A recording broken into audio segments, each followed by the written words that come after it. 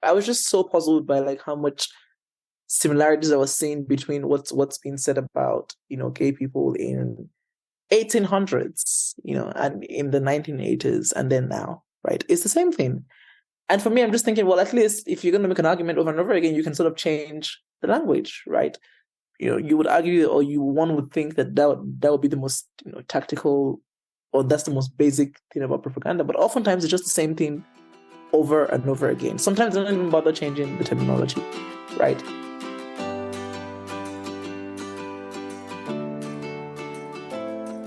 Welcome to Deep Dive with me, Sean C. Fetting. The horror show that is the Republican Party's attack on the queer community, particularly the trans community in the United States, is not just limited to our country. Anti-queer sentiment is taking hold in many countries and regions across the globe. So in this respect, the United States is not unique. What is unique, however, is the United States' singular ability to export and influence policy in other countries, given our role on the world stage. So today I'm talking to Caleb Okereke, managing editor of Minority Africa, a news organization dedicated to telling the stories of minority communities in Africa. Caleb is also a prolific researcher and journalist. His work has appeared in such places as Foreign Policy Magazine, CNN, The Guardian, Christian Science Monitor, Vice, and Al Jazeera. We talk about his work with Minority Africa and the evolving landscape of queer rights in Africa, how the United States has influenced the recent push for anti-queer legislation, and how journalism has a natural nexus with advocacy. If you like this episode or any episode, please feel free to give it a like on your favorite podcast platform and or subscribe to the podcast on YouTube. And as always, if you have any thoughts, questions, or comments, please email me at deepdivewithsean@gmail.com. Let's do a deep dive.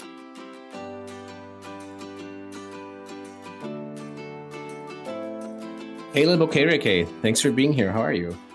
I'm very well, Sean. Thanks for having me. How are you? I'm doing well, thank you. So I want to start by acknowledging something. You're an incredibly prolific person. So you're the managing editor of Minority Africa. You're writing and publishing articles regularly. You're being interviewed quite often. And you're also in school pursuing your master's, correct? Yes. I'm always fascinated by people like you. And it's not the busy part or the prolific part, because I get how people can do a lot of different things in short periods of time. I think it's more interesting to me that, in this world with so much distraction and so many like shiny things that are designed to really, lull us into some kind of complacency, like our phones, iPads, all of the shit on streaming services, Instagram, Twitter, TikTok. I think it's really hard not to get like drawn into that. So I'm really, truly fascinated with people like you that somehow manage to moderate that influence in your life and instead focus on producing things. So that's really cool. Thank you. Thank you very much. And I would just say that I don't think I'm moderating the influence very well. I thought you might say that. And then that is more fascinating to me because I'm like, how do you still engage in like the craziness of the world and still find time, to do something productive? Yeah. You're a better man than I. Okay, so let's just jump right in and let's start with, the focus of this season of Deep Dive is on queer rights, and you've written some stuff in this area, and I want to get there, but I think I want to start with, if you don't mind, Minority Africa. So while, like I said, we're going to spend some significant portion of our conversation talking about queer rights, Minority Africa focuses on minority groups of all kinds. So I'm wondering if you could tell me about Minority Africa, so what it is that you do and why you do it. Of course. So Minority Africa is a publication, an online publication, fundamentally, that essentially tells minority stories across Africa. And we try to do this through a solutions journalism lens. And what that means is that we try to cover minority groups mostly, if not all the time, from the perspective of how they are responding to problems. We think that that's crucial because a lot of times minority groups get covered, solely in the frame, the angle, and the lens of violence. And we think that there's something that solutions journalism allows us to do in terms of recognizing people's agency. And I think, I always say that when you're a part of any minority group, the very first thing that gets taken away from you sometimes is your agency, right? Your ability to act or respond. and then they take everything else. But they take your agency quite early on. And for us, we want to use storytelling as a way to, reestablish that agency, to ensure that sources and the people's stories we tell, feel like, their agency is being respected, and also to ensure that the rest of the world actually sees that marginalized groups actually don't passively experience problems. We also try to have a by minorities approach, and so we try to, as much as possible, have as many minority groups as possible writing about themselves, covering themselves. We have very stringent guidelines on how we tell people how to cover stories and things like that. But we also do have, besides the publication, which was the first thing that started, we also have two other aspects of it. So we have a fellowship program, which again for us was conceptualized. Nobody wanted to fund the kind of newsroom we envision, which one day we'll still have, which has as many people from as many minority groups as possible, all full time. That's an incredibly expensive venture. And so the fellowship was one way for us to bring as many voices into the room as possible, or bring more voices into the room as possible. So we had our first cohort, and we're just about to begin our second cohort. We had our first cohort last year, our second cohort is going to start this year. But the first cohort was, we had people who were living with disability, we had a refugee, we had different minority groups just basically being represented from different countries on the continent. And that allowed us to kind of grow our reach, but also our thematic coverage and what geographic reach, but also thematic coverage. And the final thing we have is called Advance. And so Advance is our news agency project, which is being led by my co-founder, Shamia Ramdin, who's doing a great job of just putting things together. And we won the Google News. We're one of the winners of the Google News Initiative Innovation Challenge for the Middle East and Africa. So what we got funding to build this news agency, which we were already doing. So what happened was people were often, coming to us for content, and we would, because our stories are published under a Creative Commons license, we would give people these stories to republish, which was great because we want to kind of amplify the work that we're doing. But it was a very manual process that involved us uploading stories on Google Drive, people downloading this draft, downloading images, just to republish stories. And so with Advance, we've kind of automated that process, so we can, one, get more people on board and sort of have more people who are amplifying our content, but also two, so we can have better metrics about who's sharing our content, where they're sharing it, how well it's doing, and things like that. But Advance beyond that also includes, we're trying to do more trainings for organizations now and newsrooms that kind of want to improve their minority coverage. And we're also working on some special projects with some newsrooms. The concept of Advance is, how do we advance minority stories beyond our publication? And that looks like so many different things. It looks like the news agency, but it also looks like the trainings that we're doing, the special projects and special reporting projects. And even more recently, we're currently working on an online course as well. That's just one of my, fun new things one of my exciting things that I'm doing right now that I feel very happy about. You mentioned building out your stats and tracking your readership. And that actually does tap into a question that I have, because I was wondering, let me just say for anybody that is listening to this, and this is your first time hearing about Minority Africa, it's absolutely worth checking out this website, because often you can imagine that organizations that are close to the ground and are really built up out of communities don't necessarily carry the same polish that, organizations that are maybe corporate funded do. But Minority Africa that website presents itself so polished and so well. I think it's really stunning. And it makes me wonder, you talked a little bit about some of your programming, but it does make me wonder what your readership is, what the scope of that is. Do you have a handle on that? We do. And thank you. I actually, I like the word polished. So we only actually hired somebody to sort of do our marketing. And by marketing, we just mean digital marketing, social media, probably 8 months ago now. So previously we're just on vibes, and it wasn't like we're not concerned about, growing. But I think from the very onset, our focus has been, because when we kind of look at what we say our value proposition is, we want to serve minorities first, right? And so it was never really about how many people can read our stories, but how many people can meaningfully engage with the content is the kind of approach that we have. And that makes it a very, like you've said, like a very, bottom up approach. So we could easily, for instance, do a 3-month campaign and like reach 1 million people, but we really want to reach people who are really interested in the content rather than just reaching people just so we can say that we're reaching people. And I think there's a concept that I often share with our newsroom, often this, what Toni Morrison talked about when she was saying, she sort of claimed where she was standing as central and then let the rest of the world move over to where she was in like an interview. When talking about the concept of mainstream. And just this semester, actually, I was researching, how just sort of like what the characterizations of alternative media say about the criticisms of mainstream media. And it's something that I've seen happen in my newsroom, which is why I kind of wanted to research it in other alternative media platforms. But all of that to say that we think of impact and sort of metrics in a much different way. But of course, we do still have the numbers. So I'd say averagely every month or every quarter, because we mostly calculate quarterly. So we probably have around maybe 20,000 people on the website every quarter.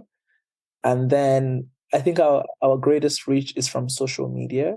Mm. And on social media, we have impressions that probably go up to 100,000 or 200,000 or 250, sometimes 500,000, depending on the particular quarter, on like what's happening then. Yeah, right now we probably have a cumulative following of like around 10,000 across our social media platforms, or slightly more, which is so interesting because like, it's just all been mostly organic, and that's kind of like been the goal for us, to be able to reach people who we really, really think, need our content. Mm-hmm. You mentioned impact. Measuring, eyeballs on your content is very different process than measuring the impact that, the storytelling or the way that you tell stories has. And I'm wondering, in as much as you're able to answer this question, like how does Minority Africa measure that impact, or how do you determine depth of impact?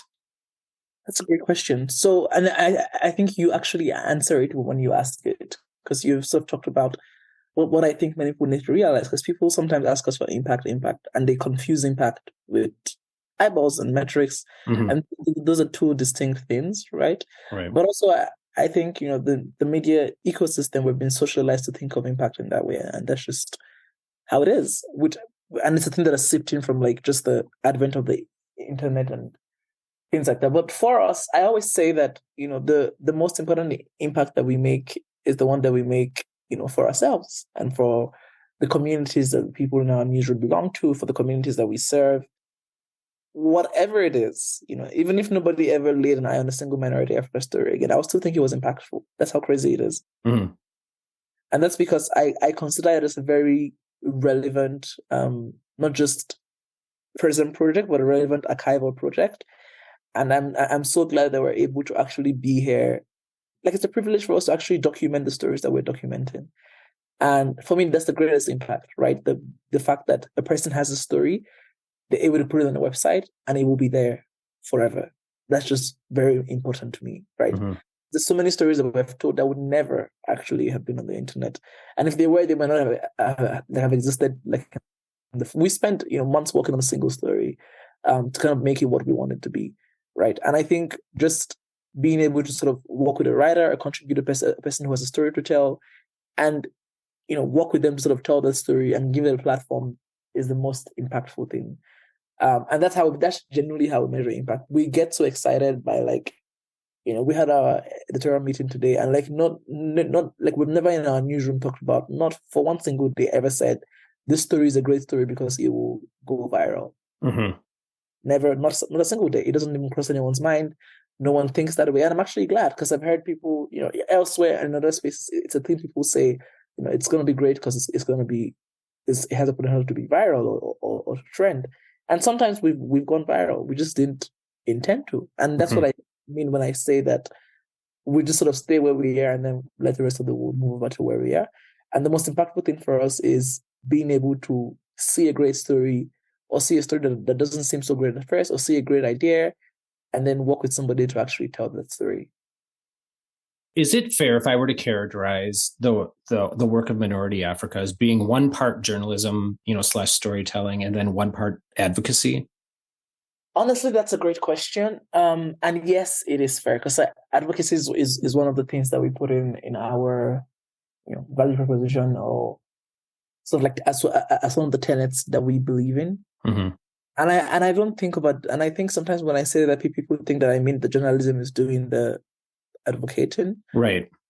but it really is that the people behind the journalism have an advocacy focus, and whether or not we like it, it's going to shine through in the story, right? In how we choose to frame a story and how we choose to tell a story. And if people don't like it, they can just go elsewhere where there's no advocacy. But I think there's a lot to be said about how we want to police what media can do. A lot of times it's the same attitude people have to like TikTok journalism now. When I was in Italy recently at the festival, there were a lot of panels around TikTok journalism, and a lot of journalists were saying how newsrooms don't take them seriously till now. And I just thought, well, that's also how they feel about anything that feels new, or contrary. The ecosystem is designed to resist disruption, and yet disruption is what it needs. So I think that's a fair way of saying it. But I also think that we've also been thinking, I think sometimes it can feel like little, because we're directly advocating. Sometimes it can feel like little, but there's ways in which we're now actively thinking about how do we, how do we take action even more than just telling the stories that we do. And we've taken action, like in the background, things like that. But like, how do we either inspire people to take action from the stories or actually lead these efforts ourselves? Because sometimes we start to feel helpless in the grand scheme of things, and yet we constantly have to remind ourselves that our job is the journalism part of it, and there's something that storytelling can do for advocacy beyond just beyond what the typical expectations of advocacy might be. Mm-hmm. I think you might have picked up on why I asked the question, but to put it a little more plainly, I think I am interested in what straight journalism looks like versus what's the impact on journalism if you also have an advocacy component to it. I'm wondering if you approach journalism differently than you might if you didn't include or weave advocacy throughout the way that you tell your stories. I think so. I mean, there's so many things that are distinct every single time you sort of think of doing advocacy journalism or any kind of different journalism, right? And even the way that I said we talk about things like metrics and impact are also they also geared more towards advocacy rather than things like virality or meeting up with advertisers. We're ad free. It's not the best model, but it's a model that we feel like it's going to work for us. Mm-hmm. I never felt like ads would work well with the kind of content we're doing. It just seemed at odds with it, and so we've just stayed that way. It's also why we use the Creative Commons license, because we're not about. I want people to use our content in their classrooms, as some people have, and people have used them in their syllabuses. It's fun. I love it. I want people to use it in documentaries, wherever they want to use it. Use it. That's always fun for us. But what I'm trying to say is there's so many things that change. It's not always about the journalism doing the advocacy, but sometimes it's about the structure around it, right? Which is different from what you would find in a traditional media organization. So even how we think about, I always say that every single time we have our editorial meetings on Tuesday, we had one today. And I always say when people, sit in our meetings and we get a pitch, we always consider pitches. We don't even, usually what would happen in a traditional organization is, when you're commissioning a freelancer, you're kind of looking at, so what have they written or where else have they written? We never actually say that. It's not a thing that we're concerned about. We don't care if you've written before. We don't care if you are a doctor, whatever. You don't have to have writing experience. You just have to have a story, right? That's again a peculiar advocacy angle, because that's not what you would find in a traditional organization where the focus is more on how much experience you have. Whereas we're asking, what is your story? What do you want to share? I'd like to pivot to, what I had mentioned earlier, to a bit of a focus on some of the anti-queer, anti-gay, anti-LGBT legislation that's coming out of some African countries. So let me ask you this, and I think each country, in the world is unique and distinct. So I really want to be careful about painting with too broad a brush here. So at any point, if you feel like any of my questions are entirely too overgeneralized, please feel free to say that. Mm-hmm. But is it fair to say that Africa is experiencing, I don't know how else to say this, like a bit of a renaissance lately as it relates to anti-queer legislation? I think so. And I think, the reason is in the experience, right? It's like we saw with Tanzania, who just came out and said, oh, since our neighbors are debating, since Kenya and Uganda are debating an anti-gay bill, let's also have one. So there's a bit of FOMO to it as well, like a fear of missing out. And I think that's what's happening. And I also think it's not unconnected with the conversations that are happening in the US as well, with like, anti-trans rights and actually the globe, right? Just sort of like transgender panic, which, then has the corresponding effect of emboldening, because it never really stops with one person, right? Or one group or one, minority group. So I think that Africa, and like you've said, it's a continent with, many countries, and there's ways in which, the conversations that are happening in X country influence X country, if nothing but in at least in a purely discourse sense. So Uganda started talking about an anti-gay bill. Kenyan mothers talked about one. It's just it's the same thing that happened in 2014 when the president of Nigeria just said, "Oh, let's pass the Same-Sex Marriage Prohibition Act," because the world was debating it.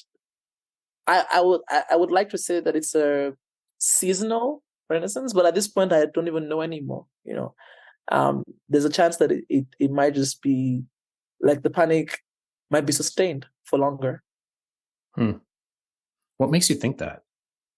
What makes me think that is that it's actually mostly America, right? And I say this just with from the perspective of the fact that a lot of African countries, a lot of countries around the world look to America, whether or not America wants to be looked to, right? And I think the US also like designs its place as a model for so many things, and sometimes when you see, this model or this blueprint doing certain things, you also want to do it. And I don't see the panic ending anytime soon in the US, for sure. I know it's going to carry into the next elections. And so I feel like the momentum in that will be able to sustain the panic elsewhere, right? Maybe not at the same level. Maybe it could be at an increased level, it could be at a decreased level. It's hard to say. But I think that if the whole world just kept quiet and it was just Uganda debating an anti-gay bill, hypothetically in this like dreamland, the whole world is quiet and it's just Uganda. I think Uganda would eventually be quiet. But I think now what is really sustaining it for this long is, again, the fact that for homophobes and for the institution of homophobia, it tallies with what is happening elsewhere. And that can serve as some kind of validation. And so as long as these debates continue to happen elsewhere, as long as they continue to permeate on social media, I mean, we're going to publish a piece next week, I think, on like how TikTok kind of like sort of like had content that helped spread the panic in Uganda, and just activists who are essentially saying there's this like TikTok algorithm of gay hate that they felt like was, especially in non-English languages, because a lot of these were in the local language in Uganda. And a lot of these anti-gay videos took so long to be taken down, if they were taken down at all on the platform. And I don't have TikTok, but people who do, wrote an article for us like about that. All of this to say that, there's something there that I think that so long as what is happening in the rest of the world continues to happen, there's going to be sustained panic across Africa as well. So I've been thinking about this lately as well, with, this bleed over effect that what happens in the United States, for better or worse, has impacts on other countries and their policies, right? And so we've seen this kind of rise of particularly anti-trans legislation, but anti-queer legislation generally in a handful of states, quite a few states primarily red states in the United States. But to the outsider, so folks outside of the United States, it's happening in the United States. Whereas to folks living inside the United States, it's Florida and it's Texas and it's Tennessee, right? It's not the United States. Sure. But to other folks, right, this is stuff that's happening in the United States. And as you said, it influences policy in other countries. And we're specifically talking about, Africa. So I've been thinking about the nuance to this. And one thing that's particularly interesting to me is that in the United States, public opinion related to queer rights, and this is not specific to trans rights, so this might be a little different, but related to queer rights generally is actually pretty high at the national level, right? There's quite a bit of public support for the queer community in the United States. And what that suggests is that even though we might see these flares, there is a very strong potential that train can be turned around, right? That we could roll back this legislation in the next handful of years. I mean, that's not a foregone conclusion. It could get very bad, right? But then I think about places like, again, we're talking about African countries that are pursuing anti-queer legislation, but they're doing it in a completely different environment, right? Where support for the queer community is much lower. And that seems more concerning to me because there's less, I think, of a public resistance to it, which gives it a feel of maybe more peril for the queer community and more longevity. Like once these laws have passed, like most recently, I think, you had mentioned Tanzania, but also Uganda, that the ability for this legislation to be rolled back is minuscule. Yes, I think, and you see the very interesting thing about Africa is that what I really do think, is the true danger is oftentimes the panic, not even the legislation. And of course, the legislation is an offshoot of the panic, right? The panic will still be there. So, for instance, in Nigeria, we have a same-sex marriage prohibition act, but there hasn't been a gay panic as much as there has been in Uganda in the last few years.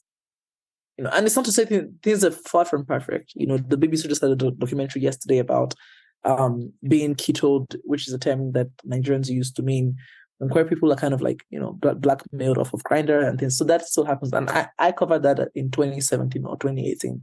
And I spoke to a few people who told me horrible experiences, including one of my friends who was, stripped naked, things like that, beaten when he went on a date with a guy on Grindr. So, and they kind of use the law, the law emboldens them essentially, which is the point I'm trying to make. But I think the distinction is the panic is not present, right? So in the US, I think that there is legislation and there's a corresponding amount of panic, even though it's definitely not national. But as I mentioned, in these places, every single day that I open Twitter, I'm seeing someone saying, "Oh, this trans girl shouldn't run in high school." Mm.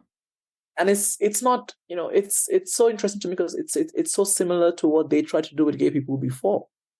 And I wish people would realize. And I think what even scares me the most is what you're saying, that it's not impossible that things can actually go back. It's not impossible that we can go back 10 years or 20 years in legislation. It's definitely feasible at this point. Someone just needs to find the right talking point, right? Or the quote unquote right talking point. So I think whether or not, what is so precarious about Uganda or Kenya is that oftentimes the legislation is going hand in hand with a very widespread public panic, mm-hmm. which uses the legislation as a justification, or it, legitimizes the violence that they would have meted out anyway. It just provides a framework for them to say, "Oh yeah, it's the law now." But it will still happen with or without the legislation.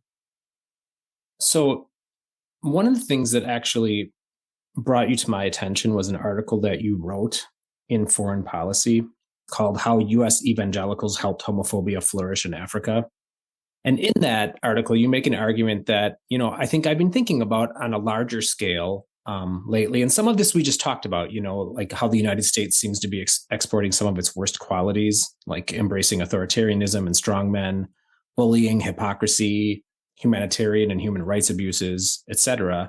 And then, this thing that you write about in your article, which is an increasing homophobia and anti-LGBT agenda. And so you argue in this piece that the evangelical movement hit some pretty significant roadblocks in the United States, and that when they did, they turned their attention to Africa. And I think, we could argue maybe Southeast Asia and Latin America as well, and poured a lot of resources into turning society and governments against queer people on the continent. And that, if that's true, then, the fruits of their labor might be bearing out right now with what we're seeing in some of the countries that we mentioned. But I'm wondering if you'd be open to telling me a little bit more about this and what the thinking is here. Of course. So I think that, I'm in my okay now, I'm almost mid-20s, but I was so interested when I started. Almost mid-20s. Yeah. But some of the things that I write about, I wasn't there when they happened, and so for me, there's a way in which, I guess, not being there or like not experiencing them like allowed me, or being quite very young when they happened, like allowed me look at them. I dare say even like objectively. So when I kind of like went back, I was just so puzzled by like how much similarities I was seeing between what's being said about gay people in 1800s, and in the 1980s, and then now, right? It's the same thing. And for me, I'm just thinking, well, at least if you're going to make an argument over and over again, you can sort of change the language, right? You would argue, or one would think that would be the most tactical, or that's the most basic thing about propaganda. But oftentimes it's just the same thing over and over again. Sometimes they don't even bother changing the terminology, right? And so what really struck me was how similar the ex-gay movement in the US, is to the ex-gay movement everywhere else.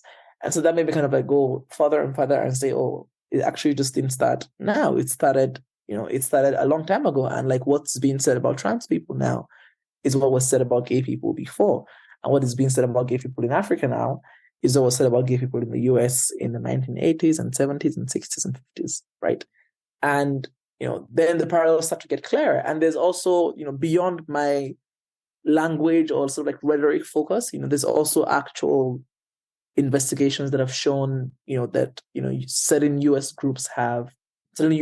evangelical groups have, such as like Family Watch International, for example, have been, pouring money into Africa to fund basically backward reproductive and sexual health policies, and movements. And these are organizations that, even recently met with the president of Uganda at a national prayer breakfast or something like that. I don't know what it was called, or family conference, something. But I guess my point is they've also been, evangelicals who traveled across Africa at the time, verbalizing this, harmful language. They held these events. Because this is not the first time Uganda is passing a bill like this, right? And the 2013 bill was a direct consequence, I think, of all of those events that were held. It was essentially crazy level of panic. There was a newspaper article that published the names of 100 or was it 200 homosexuals and then put their faces, their home addresses, and even did like a series out of it, right? And the editor also justified, what he did. And I actually learned that he apologized a few years later, which is so interesting because like the apology is not popular. He just apologized to a group of. Anyway, that's just a side note. But I guess what I'm trying to say is, in the early 2010s and pre-2010, these evangelicals traveled across Africa. They went to Uganda. They went to, I believe, Zambia, sort of spreading this kind of rhetoric, right? And it was rooted in a Christianity, evangelical Christianity. It's against the Bible. And not only that, but they also enlisted people that I describe as these prodigal son characters, which were similar to what I had seen in the US with groups like Exodus International, who would pick certain people who would then sort of bolster the argument that you can stop being gay, right? And being gay can be cured. And it's, nurture or whatever the argument is versus nature or whatever. And there was this famous press conference in Uganda on homosexual recruitment, which happened, I believe, in 2012 or so. But what was so interesting to me is last year at the peak of the gay panic. So what actually catapulted, or what actually started, of course, I can't say one thing started it, but I think in looking, like in my research and in looking back now, there was one moment in which, things where you can pin everything to, right? And it's this August 2022 press conference that happens at this hotel. I think it's called Hotel Triangle in Kampala, where similar to the 2010 conference was the press conference against homosexual recruitment, and it had the same setup as like more than 10 years ago, right? So they had a cleric, a nun, a pastor, just to sort of say, oh, we're all, all religions are kind of united, like on this front. And they once again had a really strong character, perhaps the most convincing of all time now, who was saying he was formerly gay and he was made to act gay porn by an organization when he was a child. Mm-hmm. Never mind that he actually was imprisoned, for pedophilia, actually, or allegations of pedophilia. Well, he was in prison, so I think it was more than an allegation. But what I'm trying to say is there was that very one moment, and so for me, looking at it, I was just very confused by the ways in which I think that not only have the US evangelicals, traveled with this rhetoric, not only have they funded it, but they have also been able to embolden them to even act on their own now, which is quite, it seemed like when you plant a tree and it just grows, it seems like it's growing. Do you know of any countries in Africa that are doing, well in resisting kind of these overtures from the anti-LGBT evangelical movement? So I think what's interesting is the countries that I think are doing well are not necessarily resisting the evangelical movement. They're just doing their own thing, but they also aren't like doing well, well. And with everything, like as with everything, I think there's always, when people talk about it, they would always mention like places like South Africa, right? But South Africa had, this horrible spate of, or this horrific, spate of LGBT murders from 2021, or was it 2020, which still haven't stopped. There's been similar transgender panic in South Africa as well. And today, for instance, Namibia passed the Supreme Court essentially said that couples who were same-sex couples who have a foreign partner and are married outside of Namibia can actually be legally recognized in the country, which is great.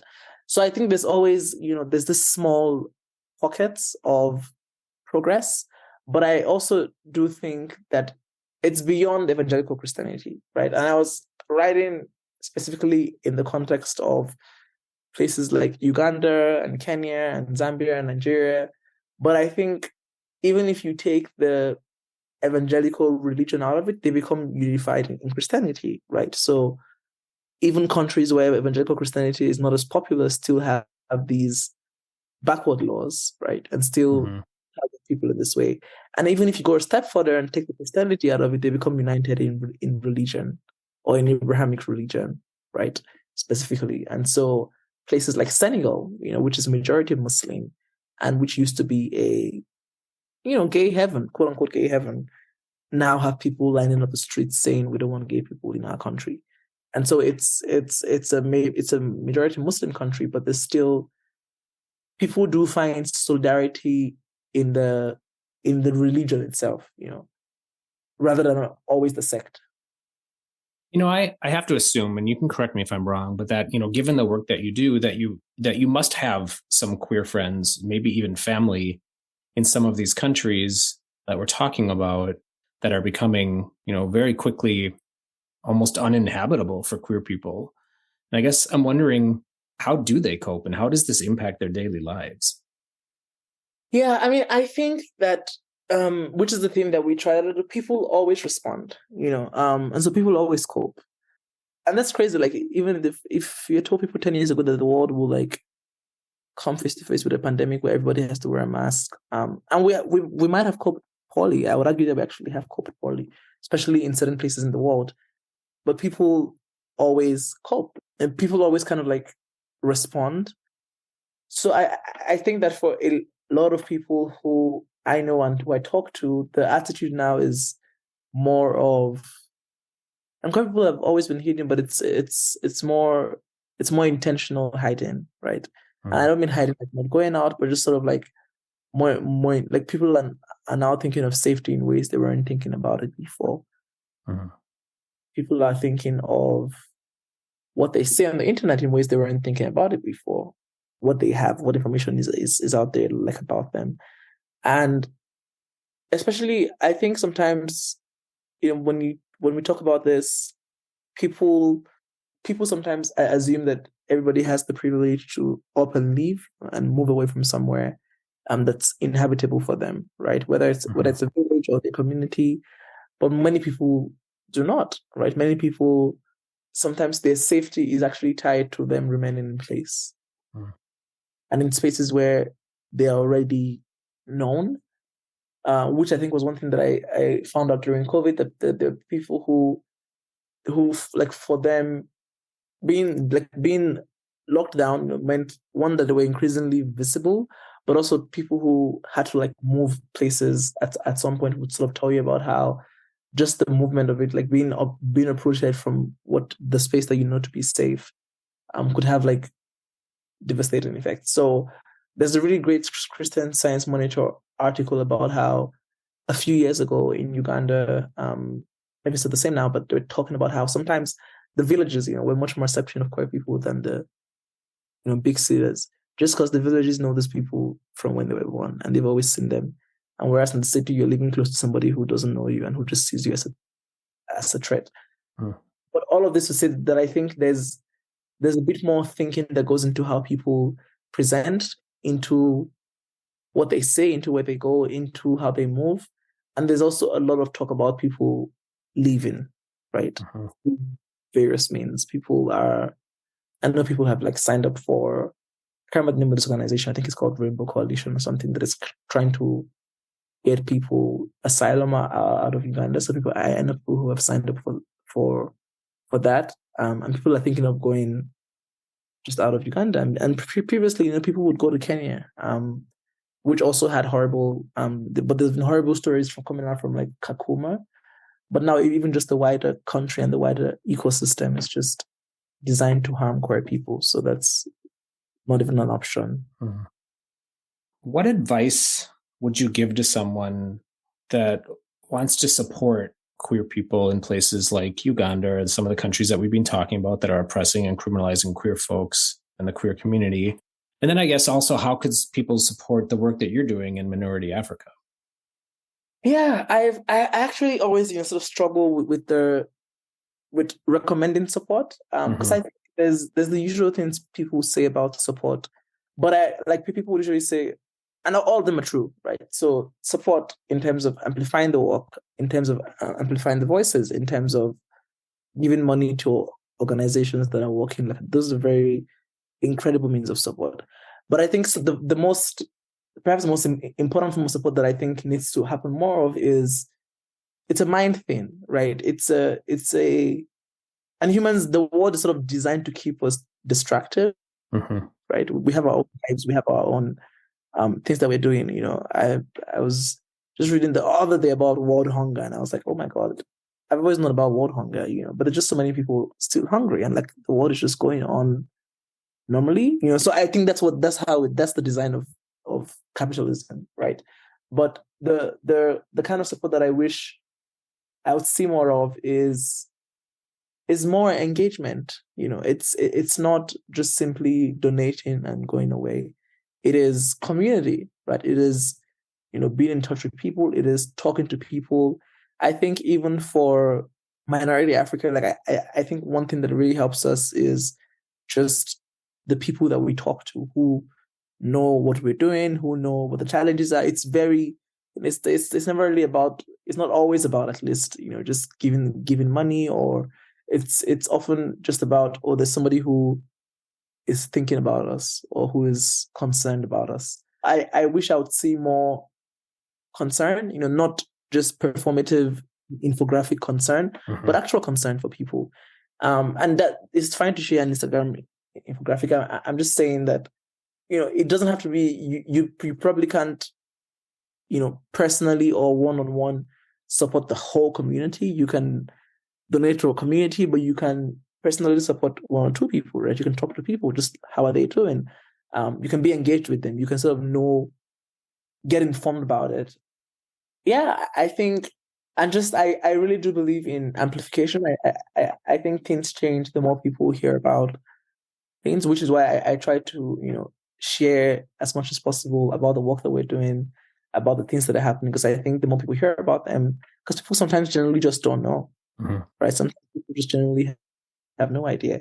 And so the burden, and the burden often falls on people who are marginalized to amplify their own voices.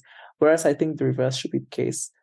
And so it would be nicer if people would help carry the message far. And that's the same thing for my minority Africa as well. I think the greatest support that we need is the support of the message, right? I want people to share our content, just meaningfully engage with it, right? Read it and send us like a note or something. I don't know that, but I actually want people to really, use our stories in other forms, in their research, in whatever they're doing.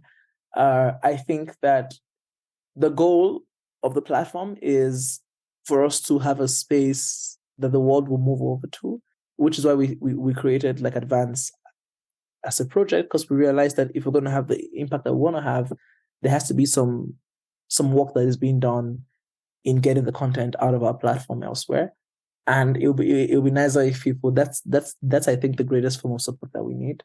Of course, we need money as well. We're always, I was telling somewhere that I feel like I've always been fundraising for like the last few years of my life, just constantly money.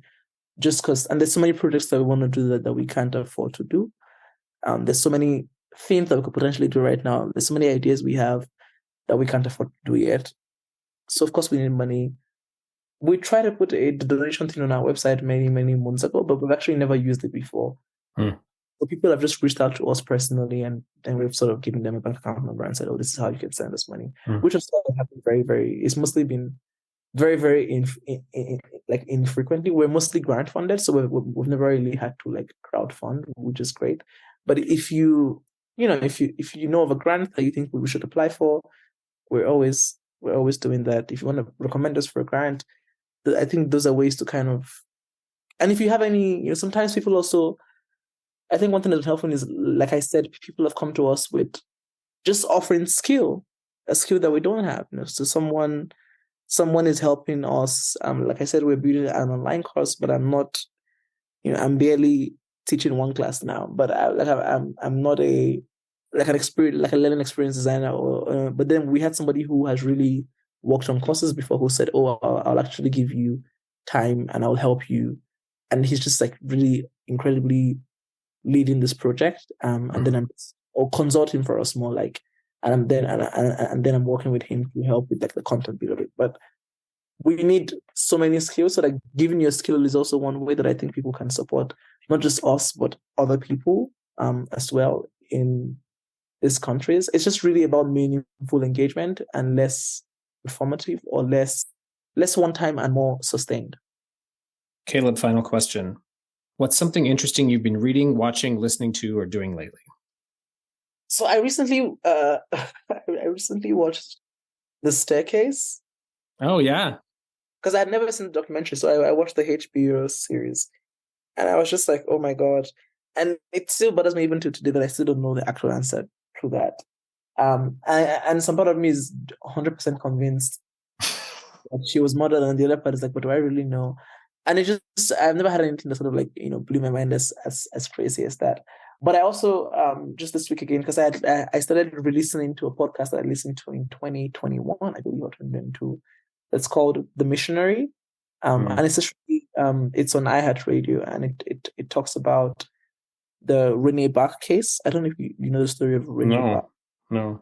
The missionary from the US who went to Uganda and started, well, Renee Bach was a high school graduate, went on a missionary, went to Uganda, and then started a medical clinic where she, treated children who, I think 105 people are alleged to have died under her care. And I know they've done some like settlements with some parents, so I think it's even more beyond like an allegation, right? But the number, I think that was alleged to have died from, because she was also running a blog where she was writing about conducting surgeries on people also.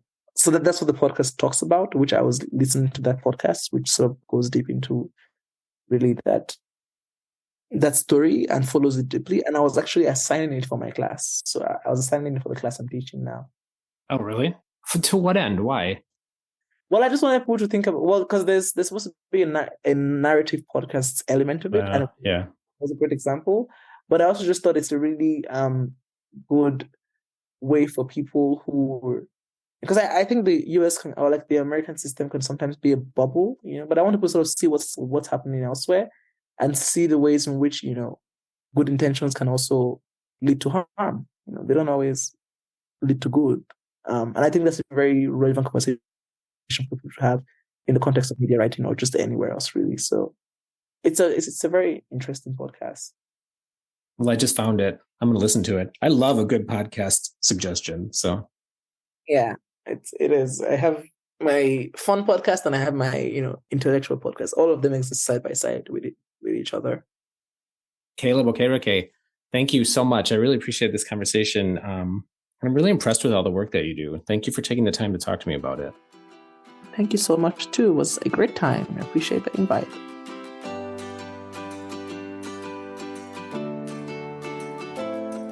I've been thinking a lot about the experiment that Republicans are undertaking with American governance. Remember when Republicans started arguing around the midterms last year that the United States is not a democracy, that instead we're a republic? It's made me wonder why they would do that. Why attack American democracy? And the answer, I think, is actually deceptively simple. Republicans don't do well in democracy. You might be forgiven for thinking otherwise, for pointing to the Republican sweep of the presidency, the Senate, and the House in 2016, the fact that Republicans have held the White House the past 3 of 6 elections, that Republicans controlled the Senate from 2015 to 2021, and they controlled the House from 2011 to 2019, and then again from 2023. They control most state governments and even have supermajorities in some. So to an untrained eye, they seem to be a strong and vibrant party. But then you have to ask yourself, why attack the very system that supposedly put you there? Why attack democracy? The answer is that democracy didn't put them there. It's the cracks in American democracy that put them there. The structure of our American system conceals how poorly Republicans actually perform in our electorate. Apportionment in the Senate means that each state gets 2 senators, regardless of their size. So small states, which tend to be more conservative, are way overrepresented in our system. Citizens in small states have way more voting power than do citizens of larger states. And while this is a persistent problem, a snapshot in time can help us understand this phenomenon. According to research by Vox, in 2019, Democrats won 41.5 million more votes than Republicans. And as such, the Senate should have split 56 seats for Democrats and 44 for Republicans. Instead, due to the 2 senators for each state requirement, the Senate was actually split 50-50. In the House, districting and redistricting has been so gerrymandered that politicians are rarely representing competitive districts. And while both Democrats and Republicans have abused the redistricting process, Republicans are far and away the most notorious culprits, essentially stealing power from Democrats in their states. Wisconsin and North Carolina stand out as states that are roughly 50-50 Republican-Democrat within the electorate, but Republicans have gerrymandered their way into massive lopsided victories and supermajorities in the state houses. In the United States House since 2000, the share of seats that Republicans have had in the House exceeded its national vote share in 11 of 12 elections.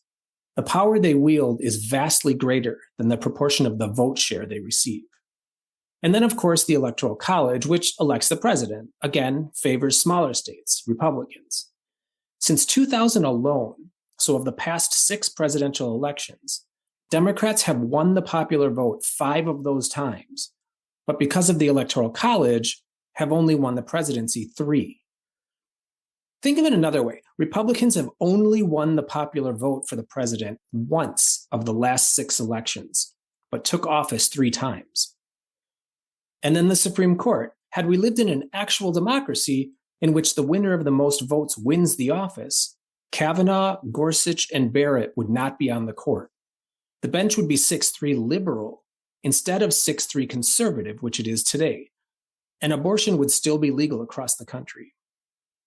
Taking all of this together, imagine what our public policy in this country would look like if we were an actual democracy, with the winner of the popular vote for the Senate, the House, and the presidency actually winning that associated power. We would be a wildly different country, much more progressive, much more representative of the true character of the United States. And this is why Republicans hate democracy. It's why they're not passive recipients of this inequity in our system. It's why they exploit this system to their benefit. But all signs suggest that this charade won't last forever. Every segment of the electorate, save for white Christian nationalists, which is actually a shrinking demographic, seems to be more moderate and more liberal than the Republican Party. And in a democracy, this spells disaster for them in the next 10 plus years. This poses an existential threat to the Republican Party. Which brings me back to what I think Republicans are doing now, actively trying to do away with democracy because they see what's on the horizon. And one way to grease that wheel is to depoliticize the electorate, remove individual voting rights, demonize the media, dismantle checks and balances, attack the judicial system and the rule of law, reform education to advance conservative indoctrination, take over and control businesses, replace the bureaucracy with loyalists, sow distrust and anger, make enemies out of other Americans so that we fight each other instead of them, and aggressively threaten marginalized communities. Their promise is that you can keep your money, your jobs, your cars, your houses, your families, so long as you conform and keep quiet. Don't challenge their power and their control.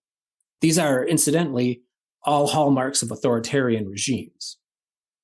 So based on the things we're seeing Republicans do in places like Florida and Texas, Missouri, Montana, Tennessee, etc., not just policy that solidifies control of a conservative ideology and threatens the lives of people that don't conform, but also practices like stifling dissent, arresting peaceful protesters, expelling members of legislatures that disagree with the Republican Party.